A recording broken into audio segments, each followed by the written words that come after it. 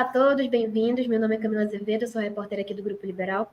Hoje a gente vai conversar com o Roberto Rui. Ele é procurador aqui do Pará, procurador do trabalho. Roberto, muito obrigada pela tua participação com a gente. Eu que agradeço, Camila, a oportunidade de esclarecer sobre esse tema que é tão importante aqui para o Ministério Público do Trabalho, que é a questão do combate ao trabalho escravo. Legal. Recentemente, agora essa semana, o Ministério do Trabalho ele lançou um balanço sobre as ações que foram feitas em relação ao trabalho escravo no Brasil, em todos os estados. E foram 3.190 trabalhadores que estavam em situações análogas à escravidão que foram resgatados. E isso possibilitou mais de 12 milhões de pagamentos de verbas salariais e rescisórias. Também estava dando uma olhada que o Ministério do Trabalho está caracterizando esses números como sendo os maiores em 14 anos. Para a gente poder começar, Rui, eu queria saber quais são os principais desafios. Lembrando também que aqui no estado do Pará foram 74 trabalhadores resgatados. Queria entender um pouquinho como é que é esse cenário, quais são os principais desafios que vocês enfrentam para combater esse tipo de crime aqui no estado. Então, Camila, falando especificamente aqui do estado do Pará, que é a realidade aqui que a gente atua, né? Então, só para você ter uma ideia e para que o nosso público tenha uma ideia do que é o estado do Pará, a dimensão do estado do Pará, o estado do Pará hoje ele tem uma dimensão geográfica de 1.200.000 quilômetros quadrados aproximadamente. O que é isso em termos de tamanho, para que o nosso público tenha uma ideia disso? Isso simplesmente são 2 Franças. A França, por exemplo, ela tem aproximadamente 600.000 quilômetros quadrados, ou seja, o Pará ele tem o tamanho de simplesmente 2 países, 2 Franças caberiam dentro do estado do Pará. Então, para começar, a gente tem essa extensão geográfica imensa do estado do Pará, que é um estado imenso, um estado grande, com várias desigualdades internas, desigualdades regionais, problemas de infraestrutura, problemas socioeconômicos gravíssimos, de pobreza, né? Então, tudo isso são fatores que agravam essa situação, né? A dimensão geográfica, o tamanho do estado, a pobreza. O Pará ele tem uma vocação mais agrícola ainda, é um estado que não tem uma indústria forte. Então, a questão socioeconômica ainda ela é muito, muito problemática ainda no estado do Pará. A gente precisa ainda superar desafios históricos, não só no Pará, mas no Brasil todo, né? Desafios para incluir essa população que está à margem de qualquer nível de bem-estar social. No Brasil, 50% da população, e aqui já estou falando do Brasil todo, está à margem de qualquer digamos assim, nível de civilidade, no caso assim, né? De dignidade, digamos assim. Então, essas contradições do próprio Brasil, elas refletem nessa questão também da exploração do trabalho degradante, das condições socioeconômicas desfavoráveis, que vão propiciar essa exploração, essa superexploração do trabalho humano. Então, um dos fatores que contribuem no estado para essa dimensão geográfica é a sua caracterização, né? Que é ainda um estado latifundiário, né? Com várias extensões de terra e com uma pobreza ainda muito grande. Isso é um dos fatores muito, muito relevantes a se considerar. Entendi. O senhor falou um pouquinho sobre as características do trabalho escravo. Eu queria só que o senhor entrasse um pouquinho mais, nas características e como que a gente pode caracterizar o que de fato significa o trabalho escravo, até mesmo para servir de alerta para as pessoas que podem estar por perto e não precisam saber identificar para denunciar. Então, esse conceito, as pessoas também, é importante esclarecer para o nosso público que hoje o conceito de trabalho escravo, ele está dissociado da ideia de restrição da liberdade, né? Que ainda aquela ideia ainda da escravidão colonial e tudo. Hoje a gente fala que o trabalho escravo ele se caracteriza por outras formas. Além dessa, claro, que pode existir, embora seja mais rara hoje em dia. Hoje, o que define o trabalho escravo hoje na nossa legislação é o Código Penal no artigo 149. E aí, a lei do artigo 149 vai definir o trabalho escravo como sendo análogo a de escravo, no caso, como sendo o trabalho forçado, que é uma das modalidades, mas também a jornada exaustiva e as condições degradantes de trabalho, né? Hoje, o que a gente mais tem encontrado são as condições degradantes de trabalho, que são aquelas condições em que o trabalhador ele é encontrado numa situação de completa violação à dignidade humana, onde o trabalhador é encontrado simplesmente alojado em barracões de lona, bebendo água completamente insalubre, se alimentando nas piores condições, sem nenhum EPI, equipamento de proteção para exercer o seu labor, muitas vezes trabalhando em jornadas também exaustivas, porque também isso acontece, em condições completamente precárias. Então, o que a gente tem mais constatado são essas condições degradantes de trabalho. Então, muitas vezes, o empregador fala, mas ele poderia sair a hora que ele quisesse. Mas não é isso, não é simplesmente a privação da liberdade que caracteriza somente o trabalho escravo. Né? É a condição degradante em si do trabalho. O empregador se aproveita dessa vulnerabilidade do trabalhador, um trabalhador extremamente necessitado, muitas vezes pobre, sai dos bolsões de pobreza de outros estados, buscando uma oportunidade, às vezes é prometido uma oportunidade para ele, quando ele chega lá, ele vê que é outra coisa completamente diferente, mas por viver numa situação de completa miséria, pobreza, acaba se sujeitando a essa condição, muitas vezes sem ter consciência da sua própria condição de trabalho análoga de escravo. Entendi. Tendo em vista que uma das principais dificuldades, né, a respeito assim do combate ao trabalho escravo aqui no Pará, o senhor já destacou que seriam as distâncias. Como é que vocês desenvolvem essas ações de fiscalização e de combate? O que tem sido feito para diminuir esses números?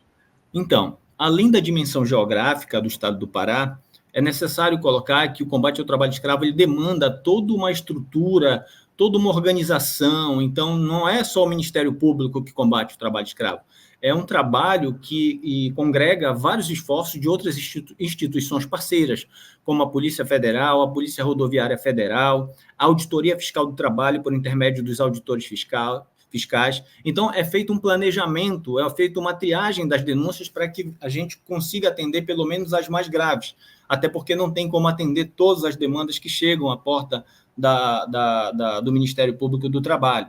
Então, é feita uma triagem, é feito um planejamento, né, para organizar esse deslocamento, e aí sim a gente consegue fazer algumas das inúmeras denúncias que chegam, até porque não temos contas de atender a todas.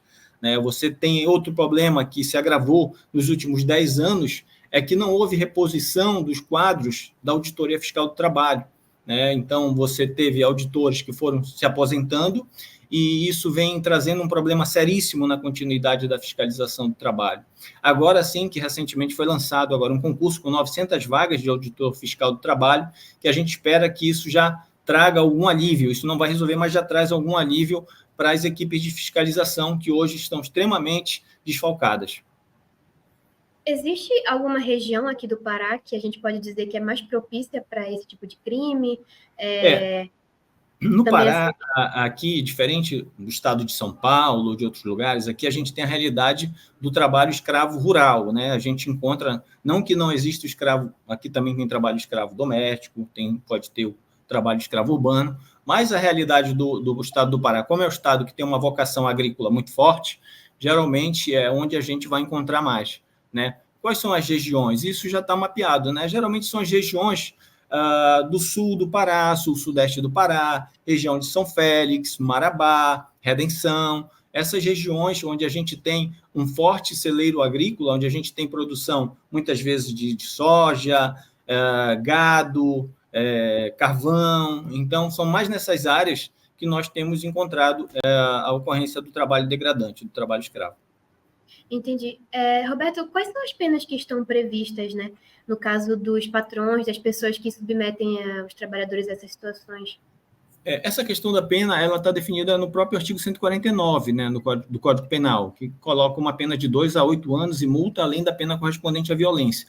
Né? Com relação a essa questão criminal, aí já é um outro procedimento que incumbe ao Ministério Público Federal levar essa denúncia criminal à Justiça Federal, né? Uma vez que esse crime é de competência da Justiça Federal, e a Justiça Federal, aí sim, vai receber a denúncia criminal do Ministério Público, e aí o juiz federal quem é o competente para fazer essa dosimetria da pena, enfim, depois do contraditório, ampla defesa e tudo. Esse crime, então, ele é de competência da Justiça Federal. A Justiça do Trabalho, ela tem uma outra atribuição, que é a atribuição justamente de receber as denúncias do Ministério Público para condenação em dano moral coletivo, em obrigações de fazer. Então, é uma outra responsabilização de cunho não criminal.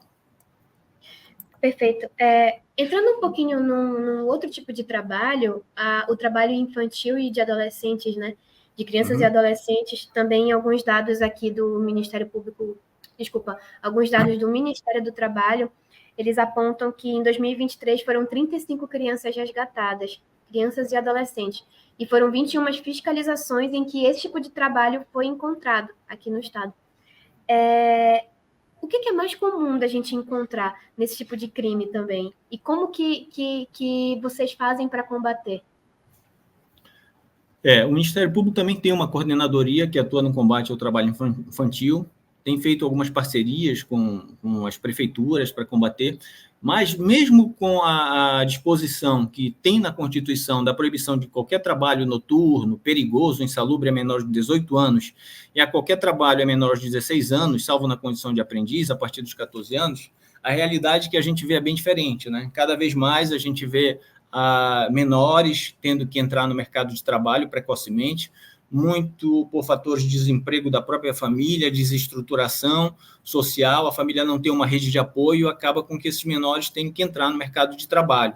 Isso é um problema muito sério, porque o Ministério Público ele não pode sozinho trabalhar junto com essa rede de apoio. Então, a gente precisa ter uma conscientização não só da sociedade, mas como também precisa fomentar políticas públicas para tirar esses menores e dar apoio aos pais, para que eles possam ter uma renda, possam ter um meio de subsistência, para que os filhos não precisem também ajudar a trazer esse sustento para a família. Então, é muito importante políticas públicas como o Bolsa Família, outras políticas de manter essas crianças nas escolas. É muito importante também, é preciso dizer, a questão da qualidade da merenda escolar das crianças. Muitas crianças vão para a escola para simplesmente ter um café da manhã, ter um almoço. E quando esse processo nas prefeituras aqui falha, e aí você tira, um alto grau de evasão escolar dessas crianças em razão da qualidade da merenda escolar. Muitas vezes é muito ruim a merenda escolar. E as crianças, para manter a criança na escola, ela precisa ter uma alimentação, ela precisa ter essa merenda escolar que ela não tem em casa.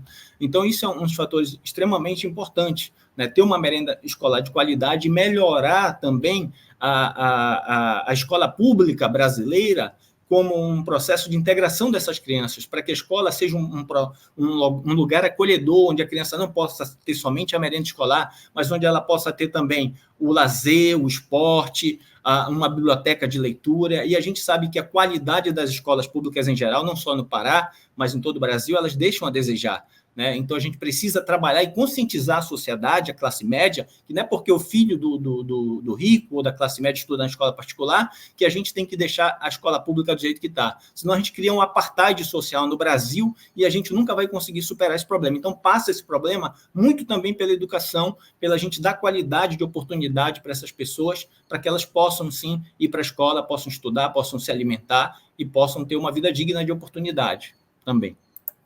Maravilha, Roberto. Muito, muito obrigada, de verdade, pela sua participação e por explicar todos esses pontos para a gente. Eu que agradeço, Camila, a participação aqui nesse espaço e fico à disposição para que, em outras oportunidades, a gente possa falar sobre outros temas. Tá bom? Muito obrigado. Obrigada. Nós ficamos por aqui. Até a próxima.